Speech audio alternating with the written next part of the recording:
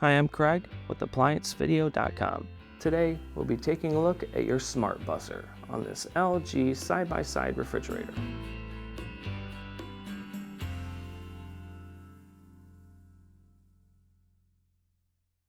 Stop. Before beginning any repair, always be sure to disconnect the power to the appliance. It is also recommended to test the outlet for the proper voltage. Remember to also turn off the water. The main reason why you'd be replacing your smart buzzer assembly is if the buzz function for the door being open is not working.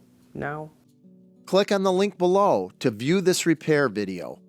ApplianceVideo.com guides you step by step, giving you the confidence to avoid recalls and callbacks, also saving time on repairs.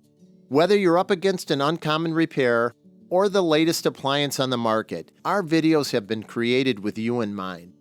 Our growing library of videos have been produced using our factory-certified technicians who have extensive infield experience over the past 30 years. ApplianceVideo.com provides high-quality repair videos that anyone can follow, regardless of their skill level. We are here to help.